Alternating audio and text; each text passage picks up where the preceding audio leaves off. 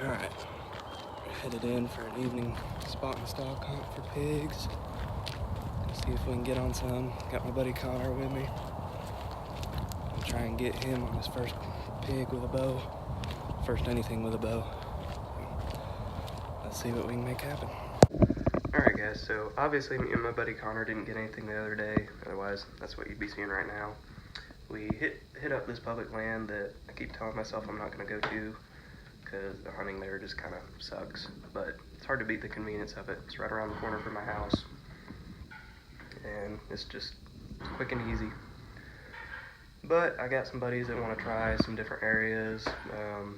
I definitely know of a place up in Oklahoma that holds plenty of pigs I can get onto, so we're going to be hitting those areas pretty hard here coming up. But anyway, the other day I failed to mention my new setup that I had slung over my shoulder. That is the Mathews Verdicts. So like I said, that was not quite a week ago. I've been real sick since. You can probably still hear some congestion in my voice. I apologize ahead of time if I'm coughing on this video. But I'm feeling a lot better for the most part today. So I just wanted to go over my setup with y'all real quick. So let's get right on into it. Like I said, I got the Mathews Verdicts.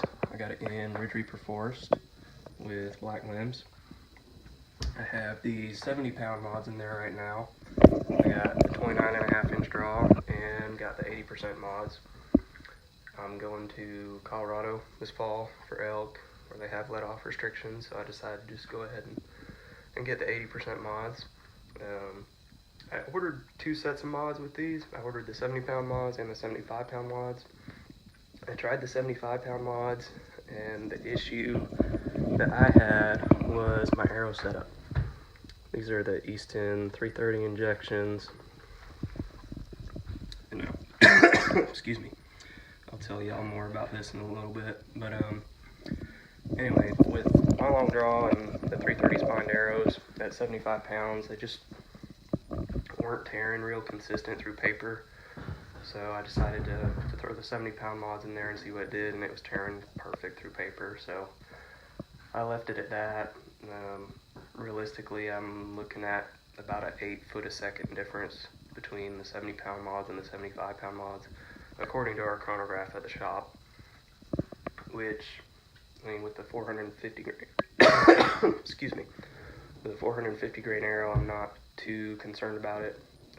With the 70-pound mods, it's pushing at 296, 298 foot a second through our chrono. So it's plenty fast, plenty quiet. I'm not really worried about it from there. So yeah. Anyway, back to my arrows.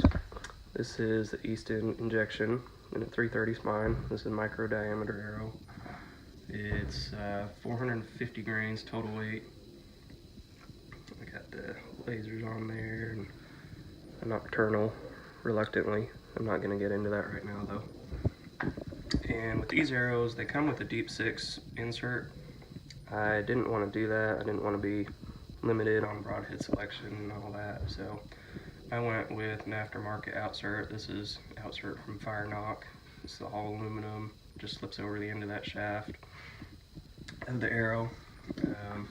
Adds a little bit more weight up front. It's about 40 grains, so it's pretty equivalent to shooting the standard inserts, the standard deep 6 inserts that come with these arrows with 125 grain head. I'm shooting 100 grain heads right now, so it's pretty similar.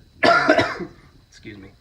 That insert that comes with these arrows are about 16 grains, and like I said, these outserts are about 40 grains, so 100 versus 125, yada yada, all that FOC talk, which I do believe there is something to be said about FOC, but when you start really breaking it down, it just kind of jacks with your head mentally. So I believe it somewhat, but I'm not gonna nitpick it really.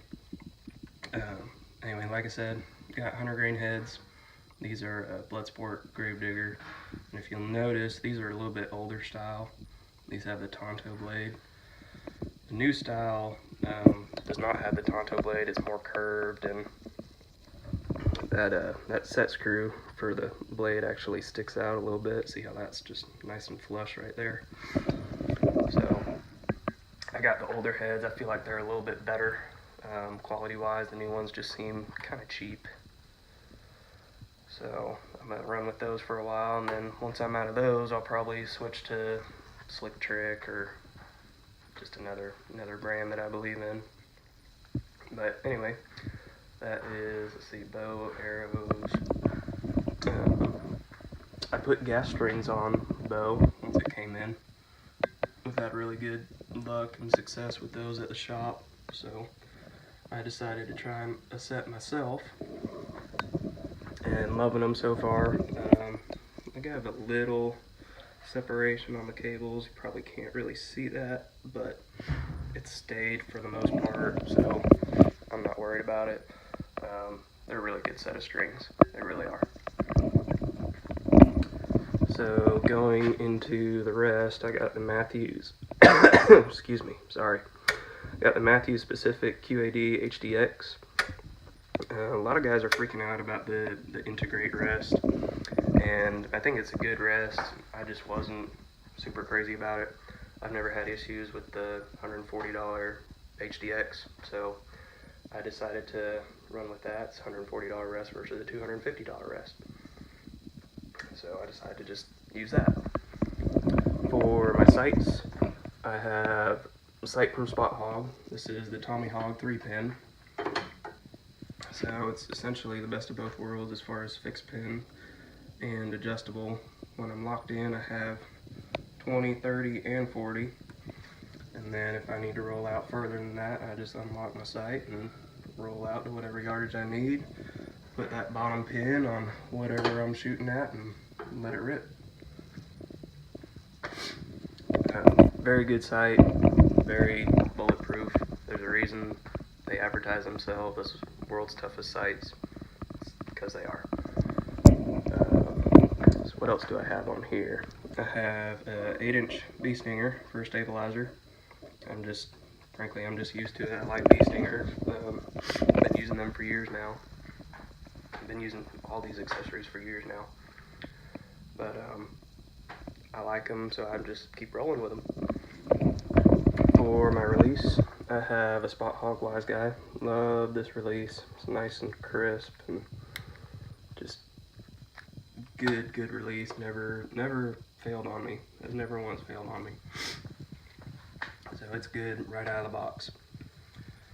And let's see, got the bow, got the rest, sight, stabilizer, release. One more thing. I got the Tight Spot 5-arrow quiver. Really like this quiver. Been using them for quite a few years now. It's funny because the guys at the shop, you know, we use all kinds of different equipment. You know, we use different bows, different sights, different rests, different releases, different arrow setups. But the one thing that unifies us is we all use the same quiver. So there's something to be said about that. There's a reason they're $140, $150. It's because you buy it once, you don't have to buy one again. I'm a big fan of only having to buy things once, even if it means shelling out a little extra money on the front end. It saves you money in the long run from getting cheap stuff and then being frustrated and having to upgrade and all that. But hugs the bow real well, hence the name Tight Spot. Balances real well. The thing that sold me on it more than anything when I first got these was the set screws for different diameter arrows. You know, a lot of quivers they'll wear out over time and won't grip your arrow as well. But anyway, that is pretty much my setup. So hope y'all like it, enjoyed it. I'm actually on my way out to go hunting this evening. A buddy of mine convinced me to get out of the house today and try a new piece of property. So hopefully I'll have a pig hunt for y'all coming up here pretty soon, and hopefully get a kill with the verdicts here. So anyway, hope y'all enjoyed this. If you got any questions, holler at me, and we'll see y'all on the next one. Thanks.